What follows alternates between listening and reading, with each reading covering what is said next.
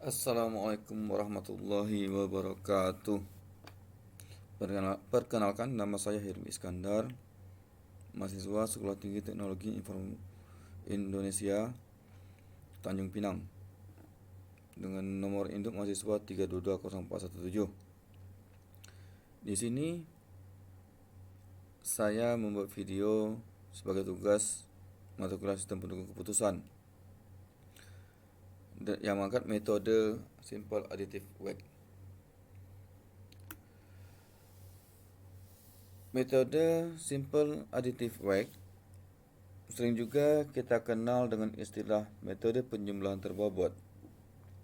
Menurut Fishburne dan McCrimmon, konsep dasar dari sistem additive weight adalah mencari penjumlahan terbobot dari rating kinerja pada setiap alternatif pada semua atribut.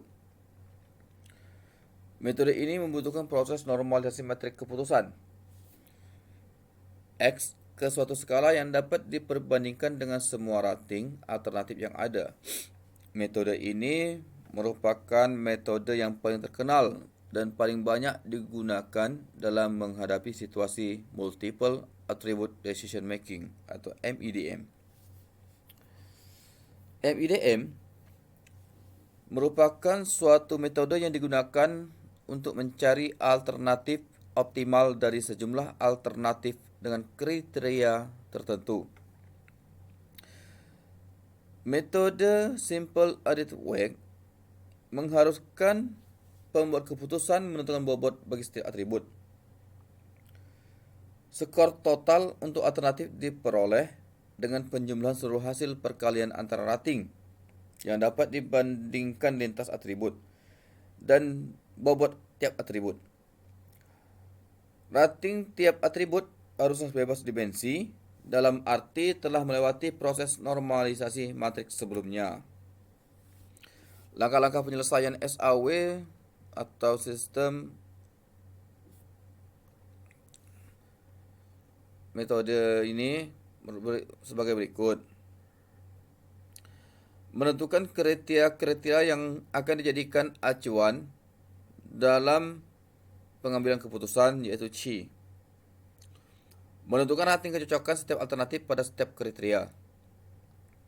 Membuat matriks keputusan berdasarkan kriteria, kemudian melakukan normalisasi matriks berdasarkan persamaan yang disesuaikan dengan jenis atribut sehingga diperoleh matriks ternormalisasi R. Hasil akhir diperoleh dari proses perangkingan, yaitu penjumlahan dari perkalian dari proses perangkingan matriks ternormalisasi dengan vektor bobot sehingga diperoleh nilai terbesar yang diperoleh sebagai alternatif terbaik sebagai solusi. Formula untuk melakukan normalisasi sesuai pada gambar di layar, di mana RIJ merupakan rating kinerja ternormalisasi. Max IJ adalah nilai maksimum dari setiap baris dan kolom. Min IJ adalah nilai minimum dari setiap baris dan kolom. XIJ baris dan kolom dari matriks yang akan dicari. Dengan RIJ adalah rating kinerja ternormalisasi dari alternatif AI pada atribut CJ.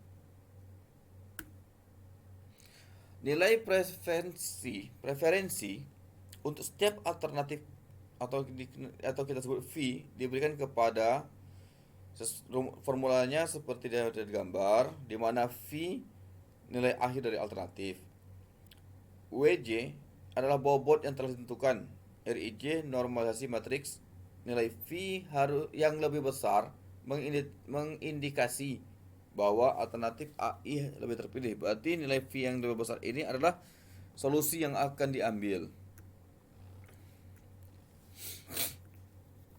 Di sini studi kasus yang saya angkat adalah studi kasus yang telah diberikan oleh dosen mata kuliah sistem pendukung keputusan, yaitu Bu Dwi, pada pertemuan kedua, pada tugas kedua, pada pertemuan kedua, yaitu sebuah perusahaan ingin mempromosikan 5 orang karyawan untuk masuk ke dalam bursa jabatan kepala cabang. Adapun aspek dijadikan penilaian adalah masa kerja, penilaian kerja, dan perilaku, di mana dari masing-masing aspek memiliki beberapa kriteria yang akan dinilai. Berikut kriteria dari masing-masing aspek. Saya di sini saya membuatkan suatu metode lagi, yaitu arsitektur hierarki proses, di mana untuk mencari karyawan yang akan dipromosikan, kan tadi dijelaskan ada masa kerja, penilaian kerja, dan perilaku kerja sebagai aspek penilaiannya, kriteria penilaiannya, di mana kita harus memiliki dari tiga aspek kriteria itu yang harus dibobotkan atau diberi nilai, yaitu K1, K2, K3, K4, dan K5. Dan rincian-rincian pembobotan dari masing-masing kriteria ini adalah seperti ini. Ini adalah untuk kriteria masa kerja, di mana masa kerja yang di bawah 2 tahun atau 2 sampai 2 tahun itu diberi bobot 0,2. Masa kerja ranknya 3 tahun itu diberi bobot 0,4. Masa kerja ranknya 4 tahun diberi bobot 0,6. Masa kerja ranknya 5 tahun diberi bobot 0,8. Masa kerja lebih dari 5 tahun itu diberi bobot 1. Nah, sedangkan ini untuk penilaian kinerja. Nah, kita bisa lihat di layar bahwa di bawah 60% itu kinerja tidak baik, bobotnya 1, nilainya 1, dan bobotnya 0,2. Kinerja yang nilainya itu, rank nilainya itu 60% hingga 74%, berarti perlu perbaikan. Skala nilai 2, bobotnya 0,3. Rank kinerjanya itu 75% hingga 89%, berarti dia bekerja baik. Skala nilai 3, bobotnya 0,5. Rank kinerjanya itu sebesar 90% hingga 104%, berarti dia bekerja lebih baik dari yang tadi. Dikasih skor skala nilai 4 dengan bobot 0,7. Jika ranknya hasil kinerjanya itu 105% sampai 119%, dia bekerja sangat baik. Skala nilainya 5, bobotnya 0,8. Jika rank kinerjanya, penilaian kinerjanya itu lebih dari 120%, berarti dia memiliki perilaku kinerja yang istimewa. Skala nilainya 6 dengan bobot nilainya 1. Dan tabel ini merupakan tabel penilaian perilaku, di mana jika berperilaku di kantor itu dengan lingkungan itu di bawah 40%, berarti dia berperilaku tidak baik dengan skala nilai 1 dan bobotnya 0,2. Jika penilaian perilaku yang ditunjukkannya itu 40% hingga 59%, berarti perilakunya perlu perbaikan. Skala nilainya 2, bobotnya 0,3. Jika perilakunya yang ditunjukkan itu 60% hingga 79%, berarti dia perilaku baik. Skala nilai 3, bobot 0,5. Jika perilakunya itu 80% hingga 100%, yang ditunjukkan itu berarti dia berperilaku lebih baik. Skala nilai 4, bobot 0,7. Jika dia menunjukkan perilaku 80% hingga 100% dan menjadi panutan di lingkungannya, berarti dia berperilaku sangat baik. Skala nilainya 5, bobotnya 0,8. Jika karyawan tersebut menunjukkan perilaku 80% hingga 100% dan menjadi panutan serta akan perubahan di lingkungan kerjanya, dia berarti berperilaku istimewa. Skala nilainya 6, bobotnya 1. Setelah kita melakukan pembobotan kriteria yang ditetapkan tadi, sekarang kita harus tetapkan bobot dari preferensi W, yaitu masa kerja, penilaian kerja, dan penilaian perilaku, yang seperti pada layar. Masa kerja kita bobotkan 25% atau 0,25%. Penilaian kerja kita bobotkan 50% atau 0,5%. penilaian perilaku kita bobotkan 25% atau 0,25. Dan ini adalah tabel bobot masing-masing karyawan yang kami tetapkan, bobot dari masing-masing karyawan. Sehingga untuk mencari bobot ini, mana yang bisa dipromosikan sebagai kepala cabang, kita masukkan ke dalam rumus RIJ tadi. Nah, ini dia. R11 ini merupakan untuk karyawan pertama, 12 karyawan kedua, 13 karyawan ketiga, 14 karyawan keempat, dan 15 karyawan kelima. Berdasarkan pembobotan tadi, maka ditemukan hasil seperti ini. Untuk R1 itu masa kerjanya 1, dan R2 itu masa kerjanya 0,6, karyawan ketiga masa kerja 0,8, karyawan keempat 0,2, karyawan kelima 0,4. Nah, seperti pada tabel di layar ini.